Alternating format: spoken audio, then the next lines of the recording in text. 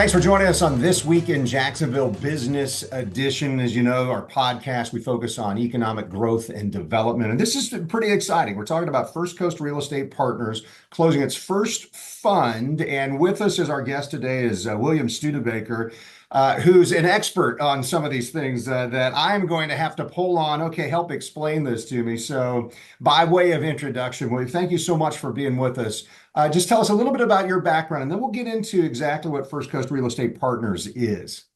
Well, I guess thank you. It's fun to be here, Kent. I've been fortunate that I've been in finance for the better part of my career. I guess I've been in finance for 25 years. I spent 7 years at Merrill Lynch in investment banking, and then moved on to a hedge fund in San Francisco in the Bay Area. It was a long-short equity fund. And I spent 13 years working as a portfolio manager and analyst, where I got a lot of experience on looking at the fundamentals of technology and industrial companies, not just in the US, but throughout the world. So that was a lot of fun to learn and get exposure there. And then I moved on to help create the first ever index that invests in robotics and artificial intelligence. So it's kind of interesting to look back at what we did, but more importantly, to kind of understand how important the technologies of robotics and AI are, and where we're going. So not a lot of correlation to real estate, but I'm doing now a little bit of real estate. So I appreciate that. So as I understand it, and I reached out because I saw that there's some things happening here, and this idea that First Coast Real Estate Partners closed its first fund. I said, hey, let me talk about this a little bit. Private equity firm that specializes in real estate. That's FCREP management. And tell us what it means to have a fund here. We know there's some $40 million in equity there. Yeah, it was a pretty big stepping stone for Cornelot to have branched out and created FCREP, which is really the financing arm to help take advantage of the opportunities that are coming out of the pipeline in Cornelot. And up until this opportunity, what had happened is Cornelot would really have to kind of judiciously go out and raise money on a project by project basis, which can work out fine, but there actually is not a lot of scale benefits in doing this. So by coming in and creating a fund, you're providing kind of more ubiquitous access to capital in a much more efficient way. And it's always very difficult to raise your first fund because obviously you don't have prior to that a track record. So we had to spend a lot of time educating the market that although we haven't created a fund before, Cornelot has very deep domain experience in real estate, particularly in North Florida and the Jacksonville market. I think without question, they probably know this market, or we do, better than virtually, anyone else. So it sort of aligns us well with taking advantage of really an enormous pipeline of opportunity that's just beginning. I mean, I think as you probably appreciate, there's a lot of significant capital that's moving into Jacksonville, and it hasn't just happened overnight. This has been going on for the last several years, but there's a lot of really marquee investment that's going on in the city. I mean, there's $8 billion that's being infused into downtown, into capital intensive projects. You've got $2 billion proposed into new Jag Stadium. You've got $300 million that's proposed for University of Florida's phase one of their facilities in downtown Jacksonville, with a total being upwards of $1 billion. And then you've got another $500 million that's being earmarked for kind of transportation and sort of port project activity in Jacksonville. And this is just, I think the very early days. That was a really good summary. Yeah, all of those things. And that's why so many people say, wow, look at the momentum in Jacksonville because of some of these projects. And as I was digging into the research for our conversation today, so as I understand it, and you said FCREP, that's a good way to refer to First Coast Real Estate Partner.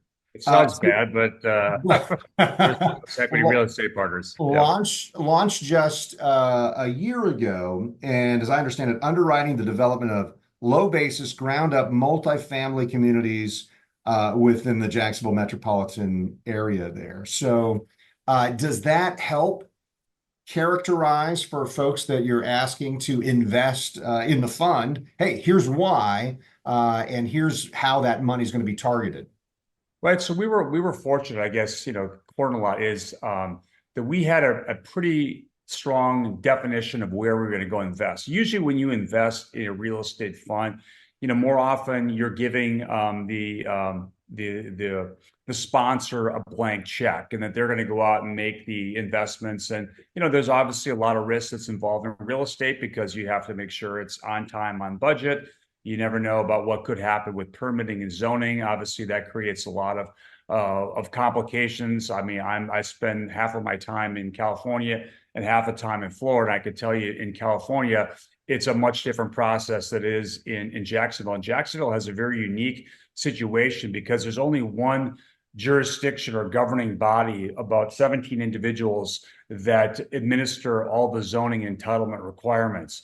And so we are very fortunate that we have very close ties and alignment with Jacksonville on this. But nonetheless, we came into our first fund with a very strong pipeline of interest. I mean, I can't say that we knew exactly where all the money was going to go, but we pretty much knew where most of the money was going to go. And the first fund has been earmarked with 4 projects, multifamily projects. And what's sort of unique about this is that we take a timeline approach of basically about 42 months that entails, identifying the site, getting the zoning, the permitting, doing the horizontal development, the vertical. Then we do the pre-leasing and then the sale. And this is sort of earmarked for inside of 42 months. And the first fund has been launched. We've already earmarked 4 projects, 3 of which have already broken ground. The 4th will be breaking ground in the relatively near future. But most of these projects will all be done basically by, call it the first quarter of 2026, in that neighborhood. So we're not that far away from it. And so we're pretty excited. I mean, we're all on time, on budget. Knock on wood, we hope this continues, but our team is fantastic. And, I think that we understand very well the process that we have to go through. And, we're not trying to do things just to be fast. We're trying to do things to be efficient, to be on time, and to produce a product that, consumers want. For the construction side, it just seems like, and this is specifically on the finance question, it just seems like costs have gone up so much year over year, especially in these 4 years since COVID smashed into the entire planet. Is that something that I don't know, weighs on investors on whether or not they want to participate? Yeah, I think so, because there's always risks of cost overruns. But, we, again, sort of underwrite all of our projects with pretty rigid criteria in terms of what we're looking for. We're looking for basically a minimum of 1.7 times unlevered return and a sort of a minimum of an upper teens ROI. And in doing this, we have to take a lot of contingencies and look at, every line item of building. And so we don't take anything for granted. Things move up and down. Commodity prices move up and down. There's a lot of ways to mitigate this. We leave reserves for cost overruns. So I think when it comes to project-based activity, it's not a riskless activity, but I think we do a pretty good job of helping to monitor, all of the risks that come up. And importantly for us, that what we saw, Kent, roughly a year ago, we could kind of see what was happening with the capital markets. And there's a lot of constraints in the capital markets, and it's forced developers to delay and in many cases, cancel projects. And just to give you a little bit of insight, roughly for 2025, it's expected that there's going to be roughly 3,500 apartment units that are going to be delivered into the market. That compares to the average of 20 to 23 that was roughly about 6,000 per year. So we're about 2,500 units below what it used to be, over the last 3 years. And that's a pretty important milestone. And what do we know now? We know obviously what's happened with rates. And right now, it's basically in the ballpark of 50% more expensive to buy versus rent. As you can recall, back 2 years ago, everyone was talking about in the barbershop and taxi lines, et cetera, that was cheaper to buy versus rent. and it's been completely flipped upside down. And if you look at Jacksonville as an example, the rents, in Jacksonville average, the median rent's about $1,750. That's $200 less than the national average. And to give you some comparisons, in San Jose, the median rent is in the neighborhood of about $3,900 per month, and Seattle about 3,000. So Jacksonville, is very affordable. It just sounded a lot more affordable than somebody at home thought it was. Yeah. Right. And obviously we know what's happening in terms of, migration. People are coming here because there's opportunity, because it's cheaper, and there's obviously no state income tax, et cetera. So, we think this is, in the very early days of something that's going to be very sustainable. So as I'm looking at the projects, and just briefly, I'll just mention them, but there's the Avion, Corner on Main, Artia at South Bank, Flagler Crossing Phase 2. But as I look at those broadly, I mean, those are in different areas, different kinds of communities. That the Flagler one's down in St. Augustine. Corner on Main is at the gateway to Springfield. Artia at South Bank, by the way, right directly across the street from our television station. I see it every day when I come into work. And then Avion is up there by the airport. So obviously there's some strategy to finding great locations for these specific properties, right? Right. I mean, there's a lot of thought that goes into this. I mean, Avion, for example, is a 8-unit, 4-story project that encompasses, I think it's about 320 units. And it's right, pari passu to where the Amazon DC center, is going to be, and you've got I-95 right there, and you've got the airport. Obviously, you've got Artia that's down by South Bank. Yeah. These are all areas that are beginning to really take off.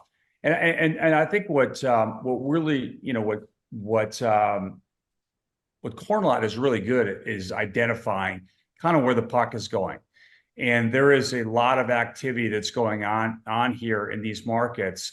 And, it takes time to get these projects in place. So we have to work with the city on finding, the right mechanism to develop these projects with the right zoning, et cetera. And it takes a real team to do this. And this is not something that can just be done, overnight. If you look at, what's happening in Jacksonville, we have, without question, when it comes to multifamily, pretty dominant market share. And if this kind of continues, I would expect to see more national competition come in, but this is a very difficult market for people to kind of come in and understand. I mean, for one, you kind of have to understand how the whole legislative process works with the zoning and entitlements. I mean, most people are sort of used to, I spend, time in a lot of parts of the country, but, in many cities, I mean, take, for example, Chicago.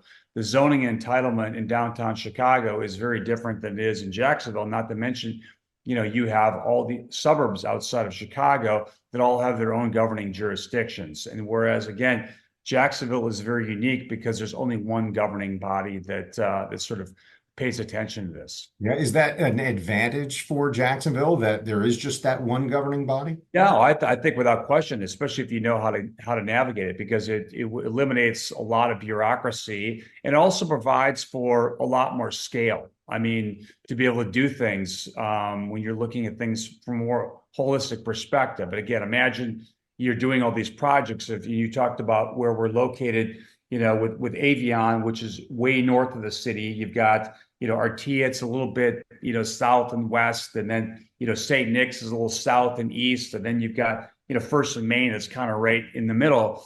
And, imagine, in every area, if you had to go to a different jurisdiction, what would happen? And so it does complicate things. So I think that's, a big advantage that we have. Yeah. I'm going to read just a quote I got here from Andy Allen's the Cornerlot CEO. And on this particular topic, he said, Cornerlot's been overwhelmed with the response from local investors wanting to invest alongside our team on projects that affect our communities. Been amazing to raise nearly $40 million to be invested in what I consider the greatest place to raise a family or start a career. Obviously, some enthusiasm there from Cornerlot, and it's got to be fun to see some of these projects really happening right now with that investor fund in place now.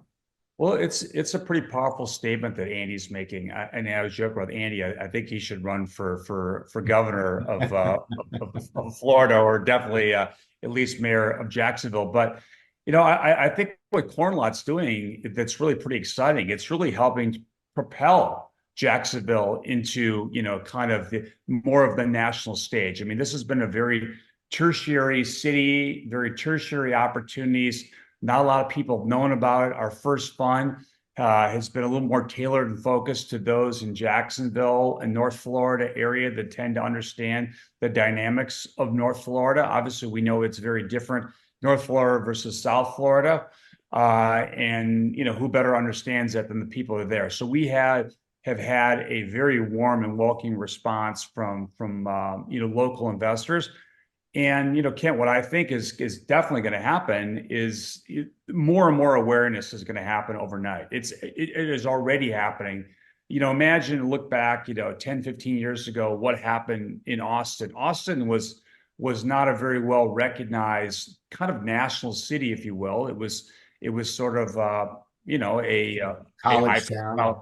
City, college town within Texas. I mean, you think about Dallas and Fort Worth, and then you probably would think about Houston, and I guess maybe Austin, maybe San Antonio, but clearly Austin has sort of propelled itself pretty significantly in the last 15 years. I mean, imagine what has happened in Tampa starting 10 or 15 years ago, Orlando, Nashville. I mean, these are areas that didn't have a lot of I guess exposure until the real estate sort of picked up. And I think that the template is all set for Jacksonville. We have significant migration that's happening day in and day out. I mean, there's 500 people that are migrating conservatively to Jacksonville, North Florida per week, if not more.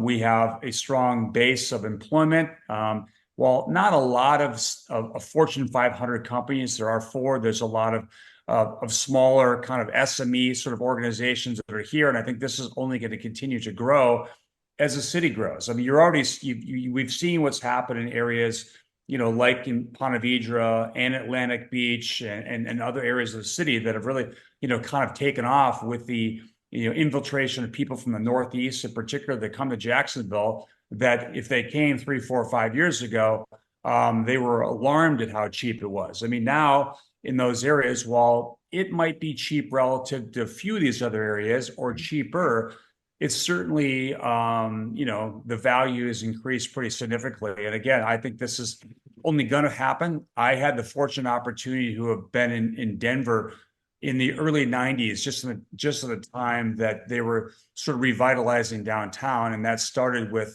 the Colorado Rockies coming in and, putting a stadium down there. We know what happens, when you have a healthy sports franchise. I think it's very fortunate that Jacksonville's got the Jags, got $2 billion stadium coming in. Shad Khan's got the Four Seasons coming up next to the stadium. And again, I think it's sort of you build it and they'll come. And I think that's exactly what's happening in Jacksonville. William Studebaker, I appreciate it so much. I'm glad that we got connect even for this interview coast to coast while you're there at the other end of I-10. But what a great visit, and appreciate some of your insights today. Thank you. Yeah, thank you, Kent. And hey, everybody. So thanks for watching This Week in Jacksonville Business Edition. And by the way, you'll find us anywhere that you can get your podcasts. Every episode comes out on a Thursday at 9 a.m. Have a great week.